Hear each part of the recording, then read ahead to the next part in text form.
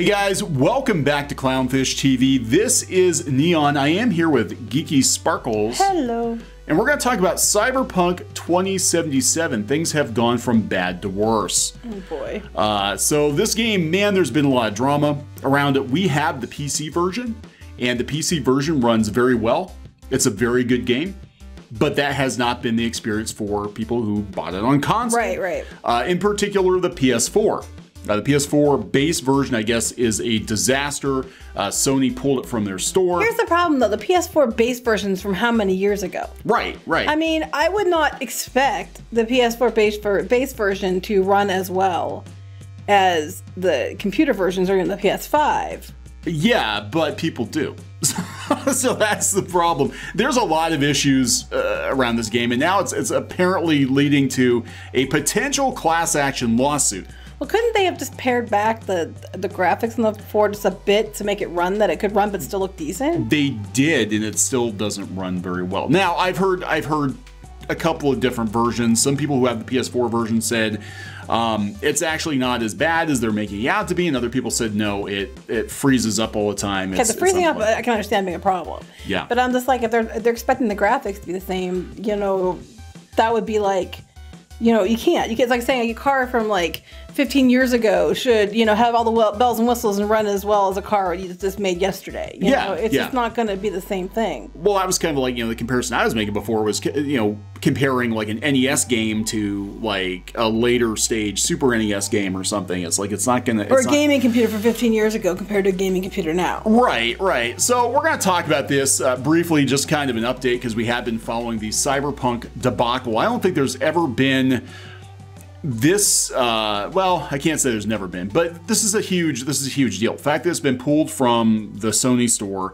the fact that people are getting refunds, the fact that they're talking lawsuit for a company of this size is unprecedented. I'm like, is this lawsuit for real, or is this the gaming places like IGN and stuff perpetuating this because they were all pissed about it? Well, yeah, because they also love, you know, Last of Us Part 2. People's Choice Award, Last of Us Part 2. And they've been gunning for Cyberpunk for a while. That's what I'm saying. Yeah. So you take it as you will, because some of it is just the gaming journos being pissed off and trying to make it seem worse than it is, I think.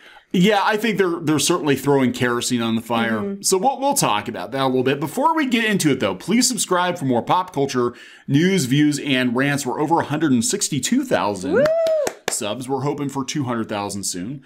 We do talk about games. We do have a gaming channel, Clownfish TV Gaming, but subscribe to that. We do gameplay videos.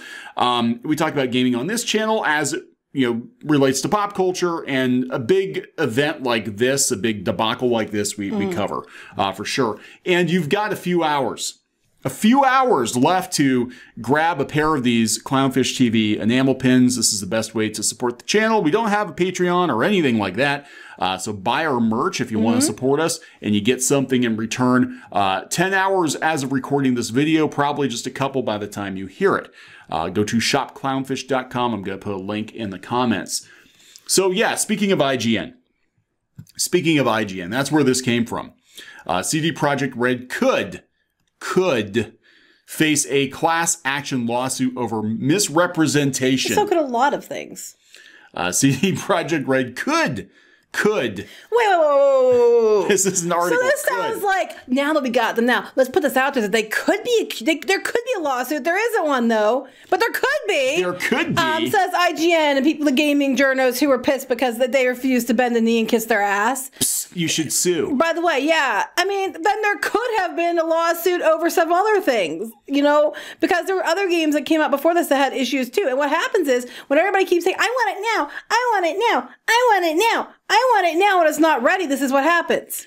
Yeah, this has happened multiple times with, you know, highly anticipated releases. The first like major instance I could recall was Mighty Number 9. People were mad because the game was taking longer, and it was a Kickstarter game, and it was years late, but the game had problems. But people weren't patient. They're like, you know, you're trying to rip us off, da-da-da-da-da-da-da. So they hurried up, they got the game done, they shoved it out the door, and it was not good. I was thinking of No Man's Sky. No Man's Sky is another, yeah, that was a huge Because I debacle. remember Squid King was so upset about it because it wouldn't work. He waited until, yeah, bless his little heart at the time, he waited up until midnight to download No Man's Sky and had all kinds of problems with the game, and the game was about 10% of what was promised. Now, No Man's Sky, and he was just playing it the other day. Now it's a very good game. Oh, yeah, no, when it's ready and, you know. But if they had said, because there was so much hype for this game, if they had said, we're going to wait like 3 or 4 years to release this, people would have had a shit fit. But you know what? There's other things that we've had to wait for because there are issues, and people don't like it. But you know, sometimes there's a reason. Yeah, I mean, it's better to hold off, I think, on some games completely, or hold off on versions. I think in this case, again, we played Cyberpunk on, we've got 2 pretty decent gaming computers, ran great on both. We really didn't have any major issues with it. No complaints.